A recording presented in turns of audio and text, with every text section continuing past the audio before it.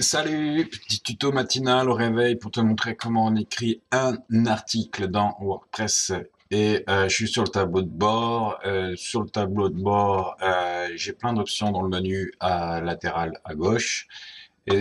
Pour écrire un article, je vais cliquer là. Et juste au passage, l'article que tu vas écrire, je te l'ai dit 100 fois, mais là ça fera 101 fois, il apparaîtra automatiquement ici. Et un article, c'est donc un contenu qui est dynamique, qui va s'inscrire un peu partout dans le site, à condition que tu mettes les mots-clés qui vont bien. Par exemple, celui-là n'en a pas. Et donc, pour écrire un article, il y a plein de façons différentes. La manière la plus simple, c'est peut-être par ce bouton-là, créer un article, ou dans le tableau de bord, d'aller dans le menu latéral. C'est ce que je fais, moi, je vais là et je vais créer un article. Alors là, il te met la liste de tous les articles qui existent. Peut-être un bon début, et non pas un bon débit, c'est de modifier un article qui existe déjà. Parce que ce que j'ai fait, j'ai fait un peu vite, hein. Et donc, pourquoi pas prendre un article au hasard, tiens, celui sur le dictionnaire du Darija, et tu vas le modifier. Et pour le modifier, tu cliques dessus. Hop. Ce que je veux, c'est modifier l'image qui est là. Je clique dessus, je la remplace. Voilà. Toi, tu te débrouilles, hein, tu peux mettre des nouvelles images, etc. Mais tu mets que ce dont tu as besoin dans le site. Sinon, ça le ralentit.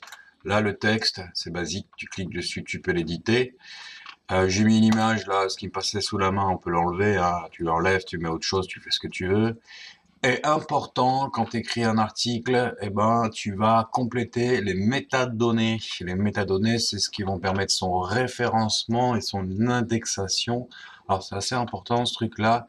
Là, il est sur bloc, ça m'intéresse pas. Je veux qu'il soit sur document. Et là, quand je suis sur ton document, j'ai les métadonnées qui donc apparaissent. Et je veux qu'il soit classé dans la catégorie ressources. Je veux qu'il ait une étiquette, à savoir que l'étiquette que je lui donne, ce sera dictionnaire de Darija. L'étiquette, c'est tout simplement un tag qui va permettre après la recherche par tag. Une image mise en avant, là, il faudra la remplacer parce que cette image, elle est plus contractuelle. Un extrait, toujours court, une phrase. Ça permet dans la page d'accueil d'avoir associé à la vignette qui est là le petit extrait qui informe du contenu de l'article. Et ça, je sais pas ce que c'est. Alors, autoriser les commentaires, non, on va l'enlever. Voilà. Et puis, quand tu as fini, tu mets à jour.